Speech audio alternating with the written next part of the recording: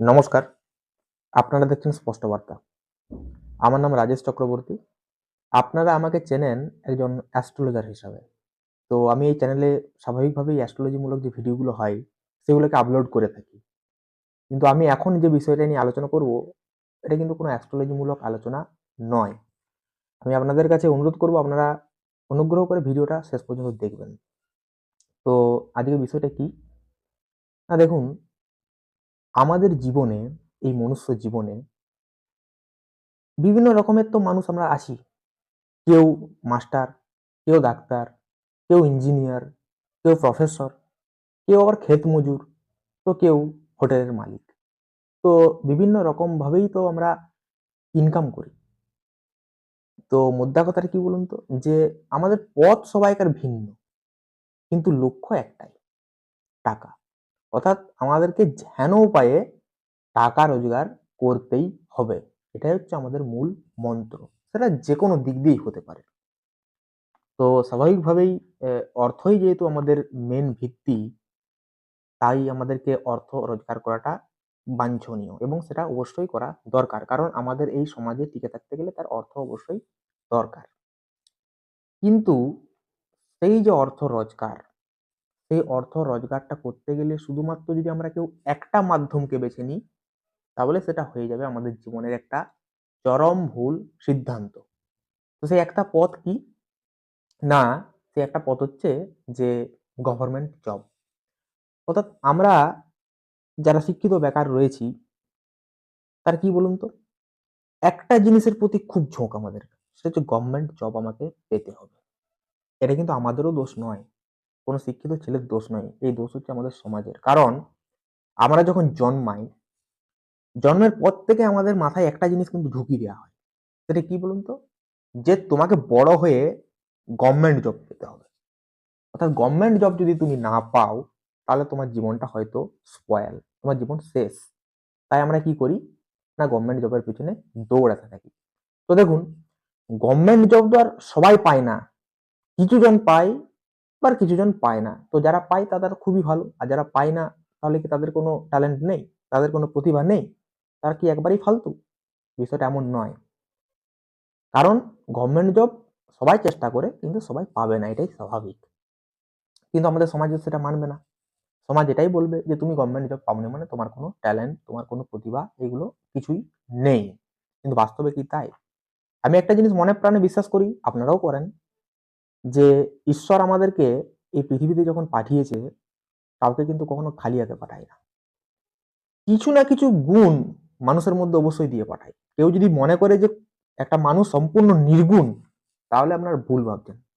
কারণ ভগবান কোনো মানুষকে কখনোই খালি হাতে পাঠায় না। কিছু না কিছু ট্যালেন্ট, তার মধ্যে স্কিল অবশ্যই দিয়ে পাঠায়। স্কিলটাকে আমাদেরকে খুঁজে বার করতে হবে। এবং সেই স্কিলটাকে যদি আমরা খুঁজে বার করতে পারি, অবশ্যই আমাদের জীবন এমনি আনন্দে ভরে উঠবে। কিন্তু আমরা সেটা করি না। কেন করি না? ওই যে সমাজ আমাদেরকে ছোটবেলায় শিখিয়ে দিয়েছে, তোমার জীবনের একটাই লক্ষ্য, গভর্নমেন্ট জব করা। ওই যে গভর্নমেন্ট জব, ওই গভর্নমেন্ট জবের পেছনে দৌড়াতে আমাদের যে সত্যিকারের যে স্কিলটা আছে, সেটা চাপা পড়ে যায়। সেটাকে আমরা খুঁজেই পাই না। ওই একটাই লক্ষ্য হিসাবে জীবনে ধরার কারণে। তো এইভাবে কত শত প্রতিভা মাটির তলে চাপা পড়ে গেছে। সে কিন্তু কোনোদিন জানতেই পারে না যে তার মধ্যে কতটা প্রতিভা, কতটা স্কিল ছিল। আমি এই কথাগুলো বলার পরে আপনারা হয়তো মনে করতে পারেন যে ইনি আমাদেরকে ডিমোটিভেট করছেন গভর্নমেন্ট জব যাতে আমরা না করি। কিন্তু আমি সত্যিকার অর্থে আপনাদেরকে কোনো ডিমোটিভেট করছি না। আপনারা অবশ্যই চেষ্টা করবেন গভর্নমেন্ট জব। কিন্তু গভর্নমেন্ট জবটাকে জীবনের একমাত্র লক্ষ্য হিসেবে আপনারা ধরবেন না। কারণ আপনারা যদি গভর্নমেন্ট জবটাকে জীবনের একমাত্র লক্ষ্য হিসেবে ধরেন, পরে আপনাদেরকে কিন্তু পস্তাতে হতে পারে। কারণ আপনি যদি পেয়ে যান গভর্নমেন্ট জব তো ঠিকই আছে। যদি না পান, আপনি কিন্তু জীবনের চরম একটা খারাপ পরিস্থিতির সম্মুখীন হবেন। তো এই বিষয়ে বলতে গেলে আমি আপনাদের সাথে একটা অভিজ্ঞতা শেয়ার করি। তো কিছুদিন আগে, দিন 10 আগে আমার কাছে একজন ভদ্রলোক তার হস্তরেখা বিচার করাতে এসেছিল। অনলাইন প্ল্যাটফর্মে কিছু প্রোটোকলের কারণে আমি তার নামটা এখানে নিতে পারছি না। তো সেই ভদ্রলোক আমার কাছে এসেছিল। তো তার ঠিকুজি, কুষ্টি বা হাত আমি যাই দেখলাম না কেন, এবং তার এজটা দেখা গেল ৩৮ বছর ৬ মাস। জীবনের যে সরকারি চাকরির যে এজ, তার একদম লাস্ট এজে চলে এসছে। তো তার ঠিকুজি কুষ্টি এই সমস্ত দেখার পর আমি সমস্ত কিছু বিচার বিশ্লেষণ করে দেখলাম যে তার গভর্নমেন্ট জবের চান্স কিন্তু খুব কম।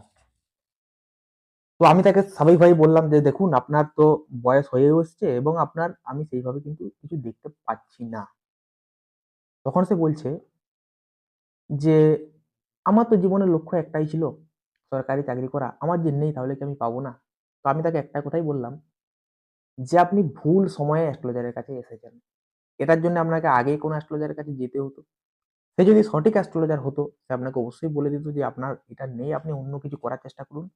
এর জন্য দায়ী হচ্ছেন আপনি। কারণ আপনি তখন সমাজের চাপে পড়ে জীবনের প্রধান লক্ষ্য হিসেবে একমাত্র ওই সরকারি চাকরিটাকেই বেছে নিয়েছেন।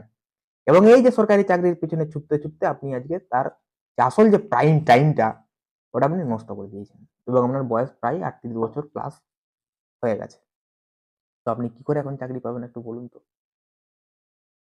তো তার হরোস্কোপে দেখা গেল যে তার শুক্র খুব তুঙ্গস্থ। তার শনি ভালোতে পরিশ্রমী, তার মধ্যে ট্যালেন্ট আছে, তার মধ্যে শিল্প আছে, তার মধ্যে প্রতিভা আছে। কিন্তু জীবনের লক্ষ্য হিসেবে সে সরকারি চাকরিটাকে বেছে নিয়েছিল বলে তার সেই প্রতিভাগুলা ধুলায় মিশে গেল। সে কিন্তু পেল না। অর্থাৎ জীবনের লক্ষ্য হিসেবে সরকারি চাকরিকে কেউ একমাত্র যে গোল, এটার থেকে আপনারা সরে আসুন। কারণ এটাকেই যদি একমাত্র গোল হিসেবে দেখেন, আপনাদের সমস্যাই হবে, ভালো কিছু হবে না। তো দিন শেষে তাকে আমি বললাম যে, "যেহেতু আপনার সরকারি লক্ষ্যটাই একমাত্র লক্ষ্য, তো আপনি ৪০ বছর বয়স পর্যন্ত অবশ্যই চেষ্টা করুন। কারণ যেহেতু আপনি শেষ পর্যায়ে এসে গেছেন, আপনি চেষ্টা তো অবশ্যই করবেন। আমি আপনাকে কখনোই বলতে পারি না যে আপনি চেষ্টা করবেন না। সেই সাথে আপনি অন্যান্য কিছু ঠাকুর দেবতার নাম-টাম করে অন্যান্য যে সমস্ত স্কিল গুলা আছে, সেই স্কিল গুলোতে কাজে লাগান।" তো তাকে জিজ্ঞাসা করার পর আমি জানতে পারলাম যে ব্যক্তিটা এরকম যে চাকরির পেছনে দৌড়াতো, সে খুব ভালো ছবি আঁকতে পারে। কিন্তু সে ছবি আঁকতো না। ওই যে গভর্নমেন্ট জব, সেই গভর্নমেন্ট জবের পেছনে সে দৌড়াতে যেয়ে তার ছবি আঁকার যে স্কিলটা চাপা দিয়ে দিয়েছে। তাহলে একটা জিনিস ভেবে দেখুন, যে ওই সরকারি চাকরির পিছনে না ছুটে সে যদি সেই সময় ছবি আঁকার পেছনে দিত, তাহলে সে সমাজে কত বড় জায়গায় পৌঁছে যেত। আপনারা একবার ভেবে দেখুন। দেখুন আমাদের মধ্যে সবাইকারই স্কিল আছে, আমি একটু আগেই বললাম। কেউ ভালো গান করতে পারে, কেউ ভালো ছবি আঁকতে পারে, তো কেউ ভালো ক্রিকেট খেলতে পারে। সবাই কি আর বিদ্যাপাঠ স্মরণে রাখতে পারে? সবাই সব জিনিসটা পারে না। তাই কাউকে জোর করে কিছু করানোর চেষ্টা অন্তত আপনারা করবেন না।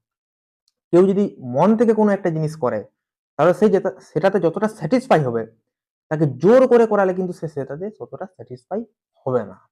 সুতরাং আমাদের স্কিলকে কাজে লাগাতে হবে। তো দিন শেষে আমি এটাই বলব যে আমাদের সমাজের তো একটাই লক্ষ্য, টাকা।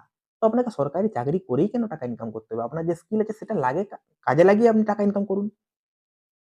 আমাদের গ্রামে বা আপনাদের গ্রামে দেখবেন যার ২ তলা বিল্ডিং আছে বা ৩ তলা বিল্ডিং আরো বেশি হতে পারে। তাকে সমাজের লোক যেভাবে দেখে, যার একটা ঝুপড়ি ঘর আছে তাকে কিন্তু সেইভাবে দেখে না। ঝুপড়ি ঘরের ছেলেটা যতই তার ক্যারেক্টার ভালো হোক, যতই সে ভদ্র হোক, কিন্তু ওই যে ২ তলা বিল্ডিং ঘরের যে ছেলেটা, তাকে সমাজ কিন্তু অন্য চোখে দেখবে। সে রাত্রে বেলাতে ঠাকুরের প্রসাদ খেয়ে এলো, না সে রাত্রে মাল খেয়ে এলো, কেউ দেখবে না। সবাই দেখবে তার বিল্ডিংটা। অর্থাৎ তার যে বেস অর্থাৎ তার টাকা আছে। অর্থাৎ টাকাই হচ্ছে আমাদের জীবনের প্রধান লক্ষ্য। টাকা ইনকামের জন্য যেকোনো পথ হতে পারে। চুরি ডাকাতি না করলেই হচ্ছে। আপনার যে স্কিল, সেই স্কিলকে কাজে লাগিয়ে আপনি অবশ্যই কিন্তু টাকা ইনকাম করতে পারেন। তাই আমি একটা কথাই বলব যে গভর্নমেন্ট জবকেই একমাত্র লক্ষ্য হিসেবে দেখবেন না। আপনার মধ্যে যে স্কিল আছে সেই স্কিলটাকে খুঁজে বের করে সেটাকে কাজে লাগান। দেখবেন আপনার জীবন এমনি, এমনি আনন্দে ভরে উঠেছে। নমস্কার।